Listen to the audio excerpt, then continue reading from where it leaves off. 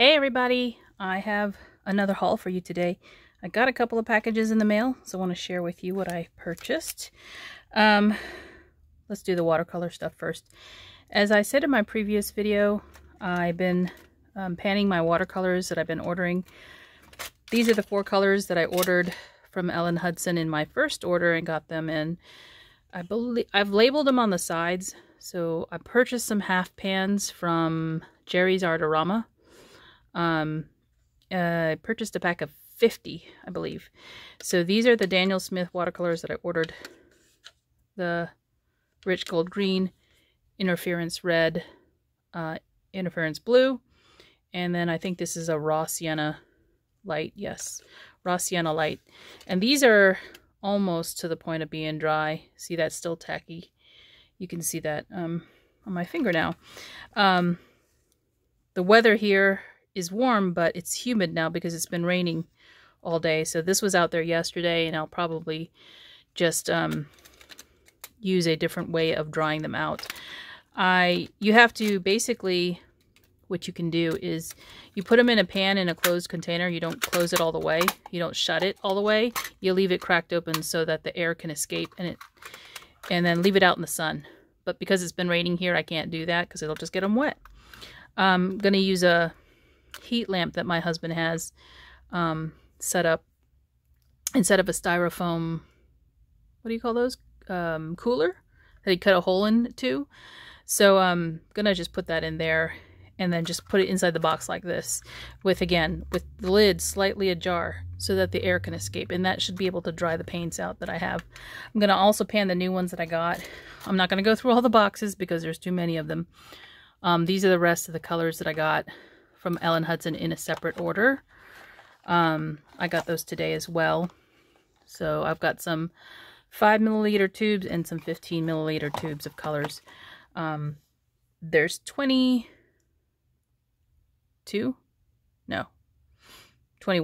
colors. And I'm going to use this larger tin that I have. This was I think this was this in a D-stash? It might have been a D-stash that I bought from Aya. Hi, Aya. I bought her Daniel Smith paints, and she had some of the tins already, so I believe this is where I got it from. So again, I'll label all of the empty pans. I've already put the magnets on the bottom to hold it in place because I use my big pencil case that came with my Caran d'Ache pencils. I took them out of here because they're in a case. But I use that as my watercolor palette or for my storing my watercolors. So I don't use these because I don't have one big enough, and I prefer to keep them all together if I need to. So I will dry them in this case. And I got some paint brushes. Now I didn't know that the numbering system wasn't the same. So when I ordered a number 12 brush, this size is not what I was expecting. But it's okay because I don't have this size already. So I got a number 12, and these are squirrel brushes. You can see that I have not washed it yet. When you wash the gum arabic out of here, it'll loosen up the tip of the brush. But just wanted to share what I got. This is a number 12. I got a number 4, a number 8, and a number 2. So these are natural squirrel brushes. I use the silver brushes. I do like them. These, I believe, are a mix of squirrel and synthetic. I think that's the case.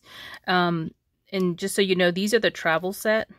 I bought a travel set off of Amazon so that if I wanted to travel, I could just stick the brush like that, and it's half the size. So I do have the regular set, but I think I like the barrel on this better for me to hold when I'm painting. So that's why I've been using that. These are a 4, an 8, and a 6. So to give you an example of the difference in size,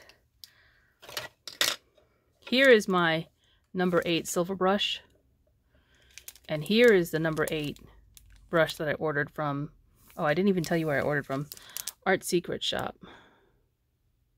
So I'm guessing the 22 is probably the number I should have been going by. But I was looking at the number 8 when I was ordering. So, hey, what are you going to do? I don't have these size brushes, and it's fine. I'll use them. This will be good for wetting your paper. This number 12. Or probably even the number 8. So they came in these tubes, and they came from China. And it took a long time. I wouldn't say a month exactly, but it took quite a few weeks to get here. And they all came in the same package, since I ordered them all at one time. Okay, so stamps and dies. I purchased this from a D-stash, and I had already purchased this die, and I shared it with you, but I didn't have the stamp. And I forgot that I probably should have picked up the stamp too. Somebody had them both for sale. This is from the 1920s stamp affair from 2014 from Paper Tray Ink. The original price was $13. I think at that time they were selling each one separately, so you could get this set if you wanted it, or you could pass on it. So I picked this up. So this has like a 1920 style stamp, and this is like a brooch, I would think. I think. So I've seen examples of this stamped out. It's really pretty. All right, so these I got from the Stamp Market from their new release. Here is the vintage slide die that I was referring to when I showed you yesterday. The one that I got from Paper Tray Ink. Oh, came out the side of the package. They have a large die and a small die in here. And this one looks very much the same size as the one from Paper Tray, except it has the backer piece. So you fold it in half after you die cut it, and you can slide something in here. And they've used these for their color swatches, but it makes for a really cute little, layout if you wanted to. So, yeah, that's the die I got. And as I said, they're from the new release. So this one says, "Have a nice day." Then you get some other sentiments. And I purchased the... Is this the matching die for it? Yep. This is the coordinating die for that stamp set. Of course, it's backwards and everything, so... I think you get the hello right here, and you get this... It looks like that. Yeah, I think you get this as a separate die. The rest are just, additional sentiments. You are proof where there is good in this world. Okay. This stamp set is called Jumbo Crisscross. This is a background set. I really like plaid, if you can't tell already. I don't wear it, but I do like the pattern. And then the last... And then the last set I got... Is that the last set? I thought there was one more set. Let me check. No, that's it. And then the last set I got is this one here that has the dies. It's called Blooming Peony. So this is a layered stamp if you can't tell. And what I usually do is, because they don't include the key here, I will go onto their website, and usually they'll have an image on the page that has the stamp for sale.